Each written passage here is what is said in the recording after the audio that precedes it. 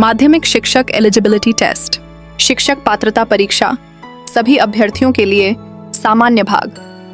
Episode 1. Disclaimer. This video is created solely for educational and informational purposes. The content is intended to help students, teachers, and learners understand academic topics in a simple and effective manner. The information presented in this video has been prepared using reliable educational sources. However, viewers are advised to refer to their official textbooks, board guidelines, and government notifications for the most accurate and up-to-date information. Copyright disclaimer: fair use. This video may contain limited use of copyrighted material for purposes such as education, teaching, research, criticism, commentary, or review under Section 107 of the U.S. Copyright Act of 1976, fair use. All copyrights belong to their respective owners. If you are the copyright owner and have any concerns, please contact us before filing a copyright claim. We will promptly review and resolve the issue. AI content disclaimer.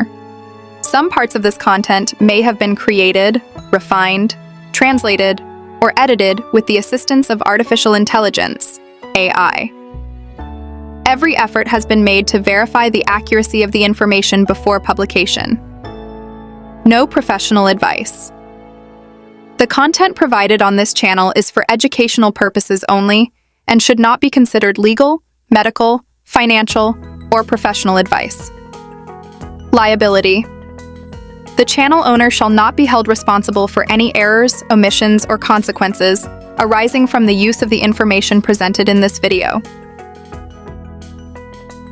Hindi language.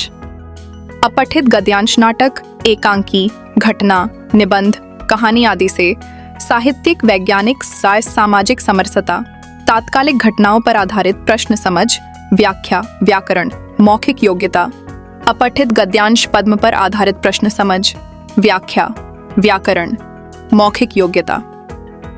अपठित गद्यांश के लिए 125 MCQs ये प्रश्न syllabus में वर्णित समझ, व्याख्या, व्याकरण एवं मौखिक योग्यता के अनुरूप हैं। 8. अपठित गद्यांश का मुख्य उद्देश्य क्या होता है? A. मनोरंजन, B. विज्ञापन, C. बोध एवं समझ की जांच, D. चित्रण। 2. गद्यांश का उचित शीर्षक किस आधार पर चुना जाता है? A. पहले वाक्य, B. अंतिम वाक्य, C. मुख्य विचार, D. लेखक का नाम। 3. गद्यांश पढ़ते समय सबसे पहले किस पर ध्यान देना चाहिए? A. कठिन शब्द, B. मुख्य भाव, C. लेखक, D. प्रकाशक। 4. व्याख्या का अर्थ है A. रटना, B. अनुवाद, C. अर्थ स्पष्ट करना, D. नकल करना। 5. गद्यांश के प्रश्न मुख्यतः किस पर आधारित होते हैं? A. Kalpana, B. अनुमान, C. गद्यांश की सामग्री, D. लेखक का जीवन। 6. गद्यांश में प्रयुक्त भाषा सामान्यतः कैसी होती है? A. अत्यंत कठिन, B. विषयानुसार, C. केवल साहित्यिक, D. केवल तकनीकी। 7. गद्यांश का सार क्या होता है? A. पहला वाक्य, B. अंतिम वाक्य, C. मुख्य विचार का संक्षेप, D. लेखक का परिचय। 8. समरसता का सही अर्थ क्या है? A. विरोध, B. संघर्ष, C. मेलजोल, D. प्रतियोगिता। 9. वैज्ञानिक गद्यांश का मुख्य उद्देश्य क्या होता है? A. मनोरंजन, B. जानकारी देना, C. आलोचना, D. व्यंग्य। 10. सामाजिक गद्यांश में प्रमुख रूप से किसका वर्णन होता है? A. ग्रहों का, B. गणित का, C. समाज एवं समस्याओं का, D. व्यापार का। 11. तात्कालिक घटना का अर्थ क्या है? A. प्राचीन घटना, B. काल्पनिक घटना, C. वर्तमान समय की घटना, D. धार्मिक कथा। 12. गद्यांश का केंद्रीय भाव किसे कहते हैं? A. शीर्षक, B. लेखक का नाम, C. मुख्य संदेश, D. पहला शब्द, तेरा, मौखिक योग्यता का संबंध किससे है? ए. चित्रकला, बी. भाषा की समझ एवं प्रयोग, सी. संगीत, डी. खेल। 14. गद्यांश में कठिन शब्दों का अर्थ समझने का सर्वोत्तम आधार क्या है? ए. शब्दकोश, बी. अनुमान, सी. प्रसंग, डी. मित्र। फंडिया। गद्यांश पढ़ते समय क्या नहीं करना चाहिए? ए. ध्यान से पढ़ना, बी. मुख्य बिंदु समझना, सी. प्रश्न पढ़ना, डी. बिना पढ़े उत्तर देना। 16. शीर्षक कैसा होना चाहिए? ए. लंबा, बी. आकर्षक पर असंबंधित, सी. संक्षिप्त एवं विषयानुकूल, डी. कठिन। 17. गद्यांश के आधार पर उत्तर देते समय क्या आवश्यक है? ए. व्यक्तिगत विचार, बी. कल्पना, सी. गद्यांश का आधार, डी. अनुमान।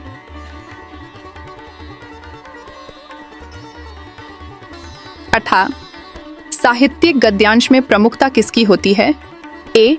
आंकड़ों की, बी. भाव एवं भाषा की, सी. सूत्रों की, डी. मानचित्रों की। 19. बोध शब्द का अर्थ क्या है? ए. लेखन, बी. वाचन, सी. समझ, डी. स्मरण। 20. गद्यांश का निष्कर्ष किसे कहते हैं? ए. प्रारंभ, बी. शीर्षक, सी. अंतिम मुख्य संदेश, डी. लेखक का परिचय। 21. गद्यांश आधारित प्रश्नों से किस क्षमता का परीक्षण होता है? ए. चित्रकला, बी. गायन, सी. पठन बोध, डी. खेलकूद। 22. व्याकरण संबंधी प्रश्न गद्यांश में किस उद्देश्य से पूछे जाते हैं? ए. मनोरंजन, बी. भाषा ज्ञान जांचने हेतु, सी. समय बढ़ाने हेतु, डी. अंक घटाने हेतु। 23. अपठित गद्यांश का उत्तर देते समय किसका विशेष ध्यान रखना चाहिए?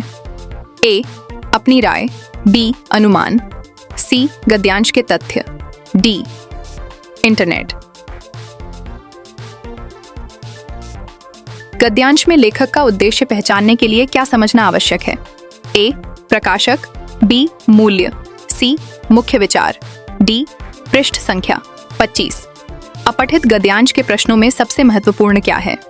ए. रटना, बी. तेज लिखना, सी. ध्यानपूर्वक पढ़कर समझना, डी. अनुमान लगाना। 26.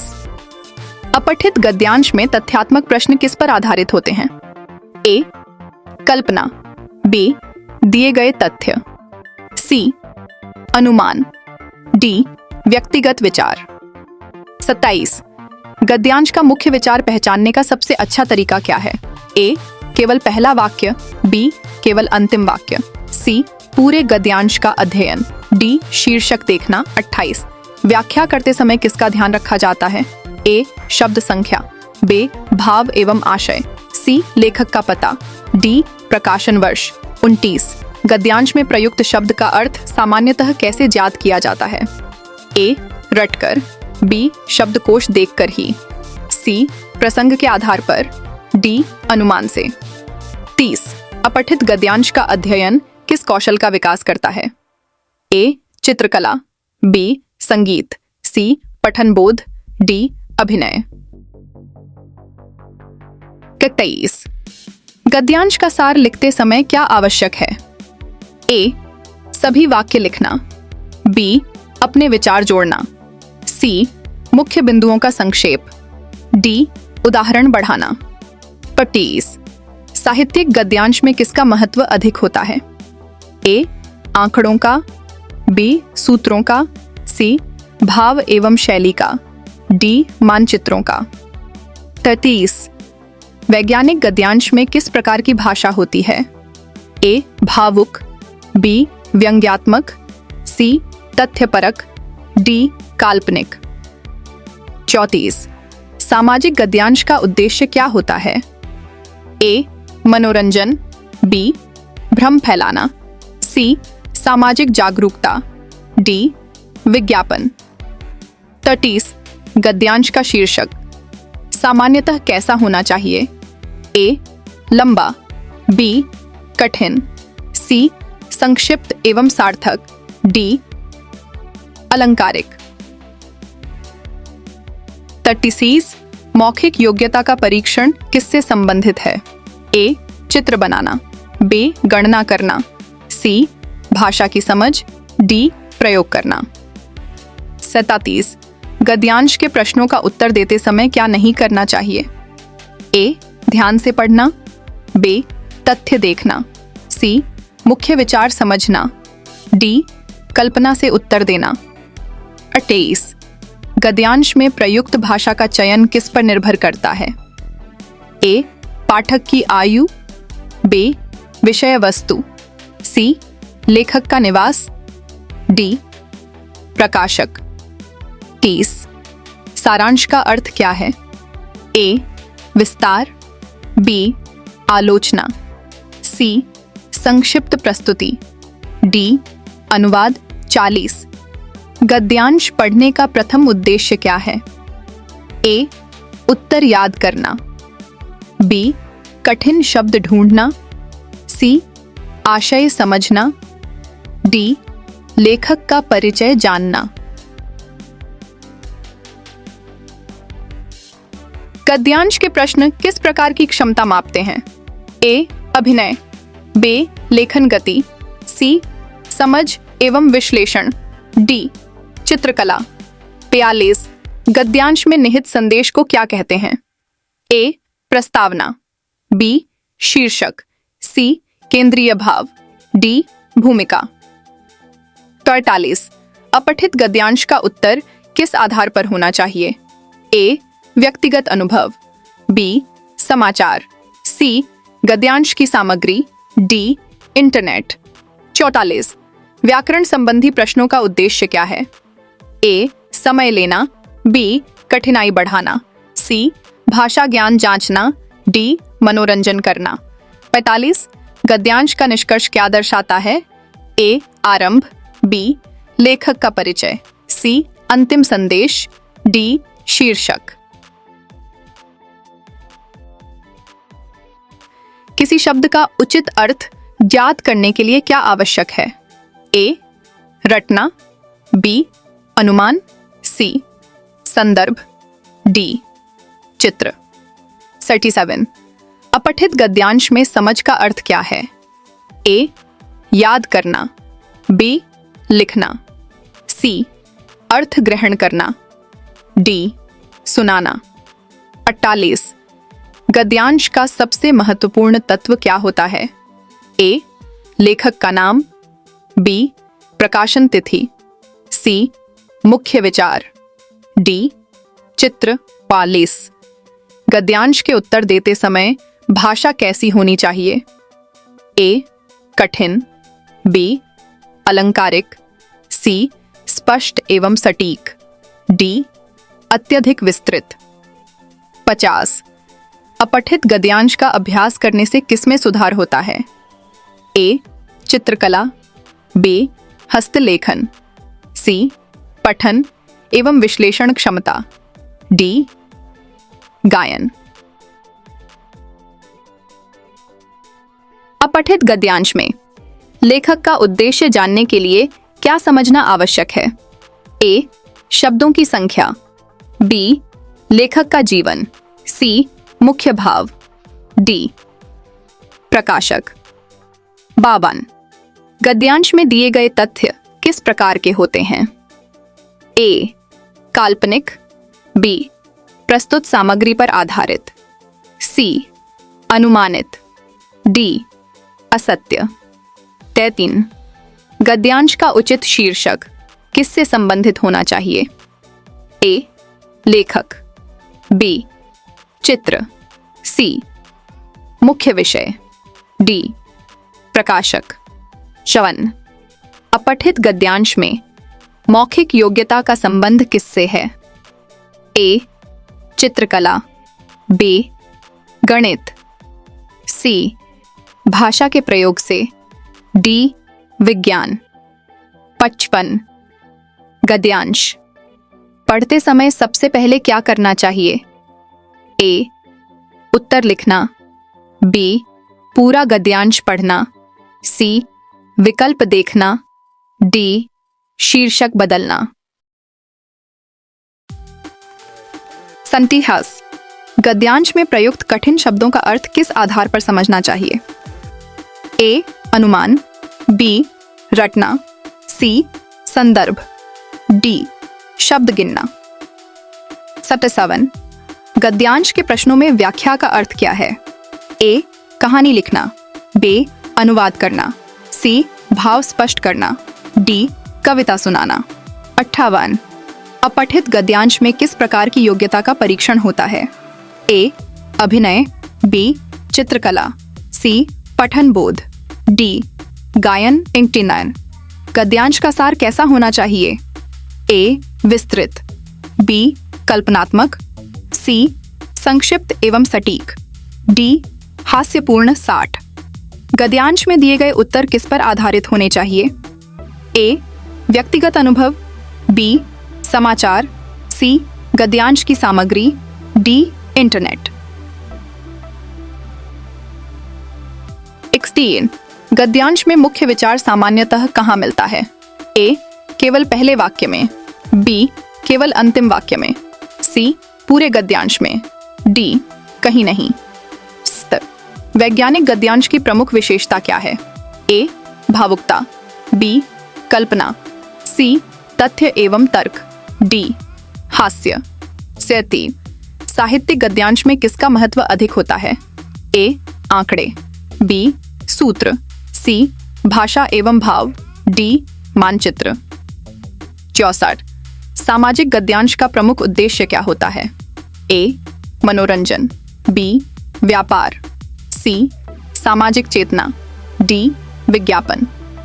56 अपठित गद्यांश का अभ्यास किस क्षमता को बढ़ाता है? ए चित्रकला, बी नृत्य, सी विश्लेषण क्षमता, डी गायन।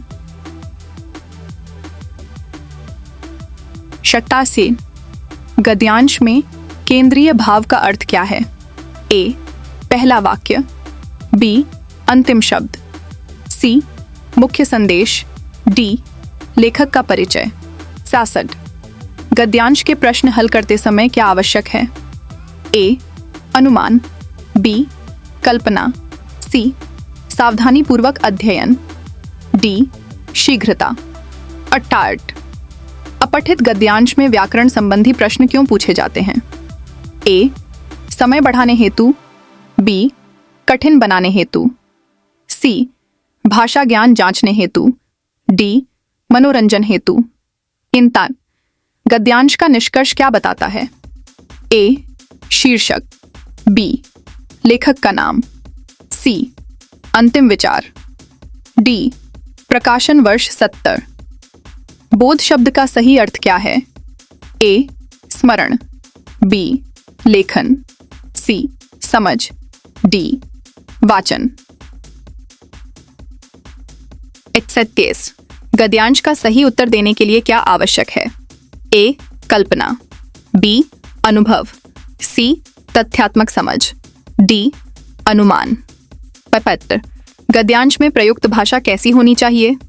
ए अत्यंत कठिन, बी अस्पष्ट, सी स्पष्ट एवं विषयानुकूल, डी केवल साहित्यिक। 73 गद्यांश का शीर्षक किसका प्रतिनिधित्व करता है? ए लेखक, बी प्रकाशक, सी मुख्य विचार, डी पाठक। 74 तात्कालिक घटनाओं पर आधारित गद्यांश किससे संबंधित होता है? ए प्राचीन इतिहास, बी पौराणिक कथा, सी वर्तमान घटनाएं, डी कल्पना। 75 अपठित गद्यांश का सबसे महत्वपूर्ण उद्देश्य क्या है? ए रटने की क्षमता, बी लेखन गति, सी समझ, व्याख्या एवं भाषा ज्ञान की जांच, डी हस्तलेखन सुधारना। 27 अपठित गद्यांश का उत्तर देते समय किसका विशेष ध्यान रखना चाहिए? ए अपनी कल्पना, बी अनुमान, सी गद्यांश में दिए गए तथ्य। डी, लेखक का जीवन 70। गद्यांश का मुख्य उद्देश्य पहचानने के लिए क्या आवश्यक है? ए, शब्दों की संख्या। बी, कठिन शब्द। सी, केंद्रीय भाव। डी, प्रकाशक का नाम 78। गद्यांश में आशय का अर्थ क्या है? ए, शीर्षक। बी, भाषा। सी, अभिप्रेत भाव। डी, व्याकरण। गद्यांश में प्रयुक्त शब्द का सही अर्थ ज्ञात करने का सर्वोत्तम आधार क्या है? ए, अनुमान। बी, रटना। सी, संदर्भ। डी, शब्दकोश ही 80। अपठित गद्यांश का अध्ययन किस क्षमता का विकास करता है? ए, अभिनय। बी, चित्रकला। सी, विश्लेषणात्मक सोच। डी, संगीत। एकाधीन गद्यांश में तथ्य और मत में अंतर करने की क्षमता किससे विकसित होती है? ए, लेखन। बी, स्मरण। सी, पठन बोध। डी, चित्रकला। पाइसी गद्यांश में लेखक की भावना जानने के लिए क्या समझना आवश्यक है? ए, प्रकाशन वर्ष। बी, लेखक का पता। सी, भाषा एवं संदर्भ। डी, पुस्तक का मूल्य। 83 गद्यांश के प्रश्नों का उत्तर किस आधार पर दिया जाना चाहिए? ए, सामान्य ज्ञान। बी, व्यक्तिगत अनुभव। सी, गद्यांश की जानकारी। डी, कल्पना। 84 साहित्यिक गद्यांश में किसका प्रयोग अधिक होता है? ए, सूत्र। बी, आंकड़े। सी, भावपूर्ण भाषा। डी, समीकरण। 85 वैज्ञानिक गद्यांश की भाषा कैसी होती है? ए, काल्पनिक। बी, भावुक। सी, वस्तुनिष्ठ। डी, अलंकारिक। 46 सामाजिक गद्यांश मुख्यतः किससे संबंधित होता है? ए, व्यापार। बी, मनोरंजन। सी, समाज एवं जनजीवन। डी, खेल। 87 अपठित गद्यांश में शीर्षक का चयन किसके अनुसार किया जाता है? ए, पहले शब्द। बी, अंतिम शब्द।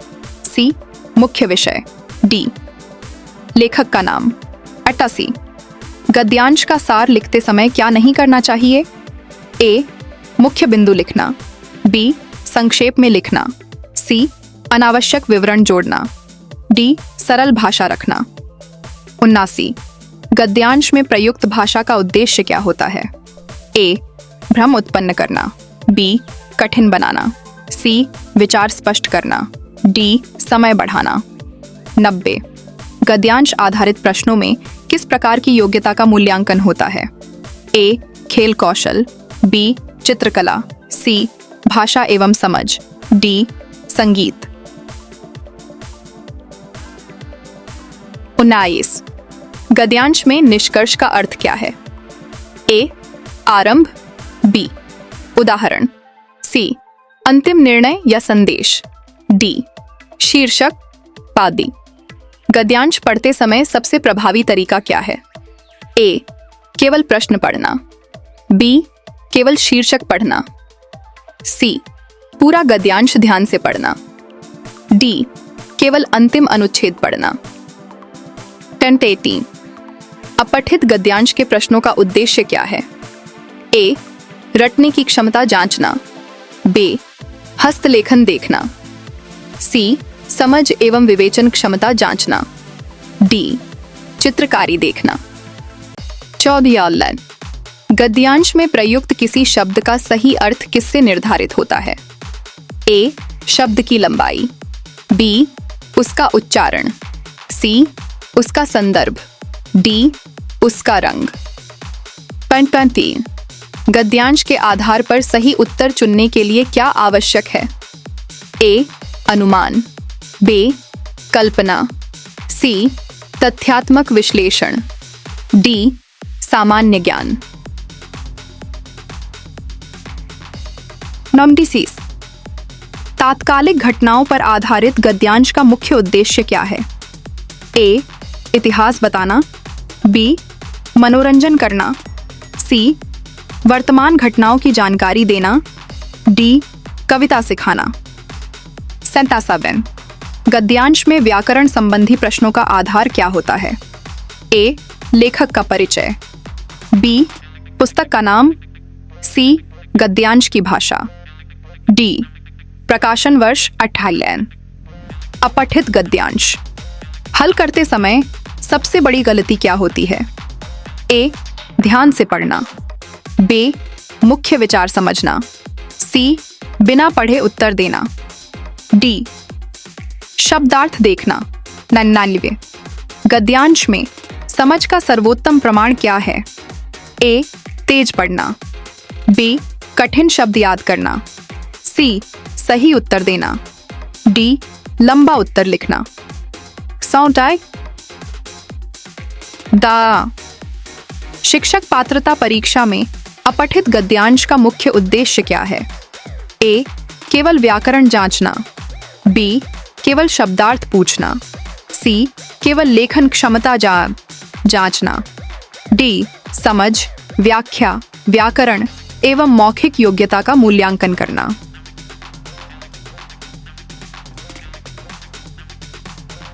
ए. पद्यांश का मुख्य उद्देश्य क्या होता है? ए. मनोरंजन, बी. कहानी सुनाना, सी. भाव एवं संदेश व्यक्त करना, डी. समाचार देना। 2. पद्यांश का केंद्रीय भाव किसे कहते हैं? ए. कवि का नाम, बी. छंद, सी. मुख्य विचार, डी. शीर्षक। 3. पद्यांश में व्याख्या का अर्थ क्या है? ए. कविता याद करना, बी. अनुवाद करना, सी. भाव स्पष्ट करना, डी. पाठ करना। 4. पद्यांश का उचित शीर्षक किस आधार पर चुना जाता है? ए. पहली पंक्ति, बी. अंतिम पंक्ति, सी. मुख्य भाव, डी. कवि का नाम। 5. पद्यांश में प्रयुक्त भाषा सामान्यतः कैसी होती है? ए. केवल कठिन, बी. केवल गद्यात्मक, सी. भावपूर्ण, डी. केवल वैज्ञानिक। 6. पद्यांश पढ़ते समय सबसे पहले क्या समझना चाहिए? ए. कवि का जन्म, बी. प्रकाशन वर्ष, सी. मुख्य भाव, डी. पुस्तक का नाम। 7. भावार्थ का अर्थ क्या है? ए. शब्दार्थ, बी. व्याकरण, सी. संपूर्ण आशय, डी. अलंकार। 8. पद्यांश में प्रयुक्त कठिन शब्दों का अर्थ किससे समझा जाता है? ए. अनुमान, बी. रटना, सी. संदर्भ, डी. शब्द गिनना। 9. पद्यांश के प्रश्न मुख्यतः किस पर आधारित होते हैं? ए. कवि का जीवन, बी. पुस्तक, सी. पद्यांश की सामग्री, डी. प्रकाशक। 10. पद्यांश का सार क्या होता है? ए. पहली पंक्ति, बी. अंतिम पंक्ति, सी. मुख्य भाव का संक्षेप, डी. कवि परिचय।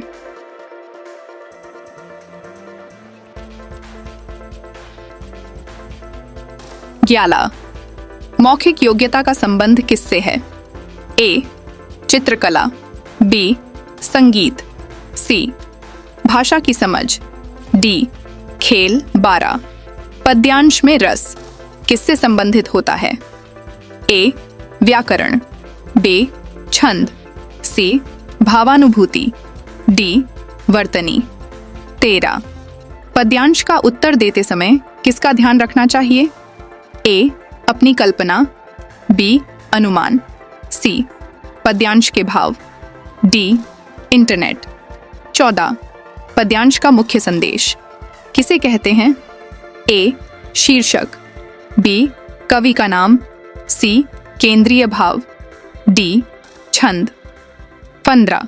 व्याकरण संबंधी प्रश्न किस उद्देश्य से पूछे जाते हैं? ए. समय बढ़ाने हेतु, बी. कठिन बनाने हेतु, सी. भाषा ज्ञान जांचने हेतु, डी. मनोरंजन हेतु। 16. पद्यांश में प्रयुक्त प्रसंग का क्या महत्व है? ए. नहीं होता, बी. केवल कवि के लिए, सी. अर्थ स्पष्ट करने हेतु, डी. छंद बताने हेतु।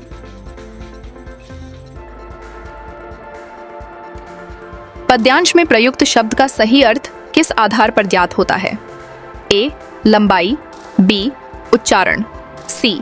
संदर्भ, डी. रंग 18। पद्यांश के अध्ययन से किस क्षमता का विकास होता है? ए. चित्रकला, बी. गायन, सी. पठन बोध एवं संवेदनशीलता, डी. अभिनय। 19.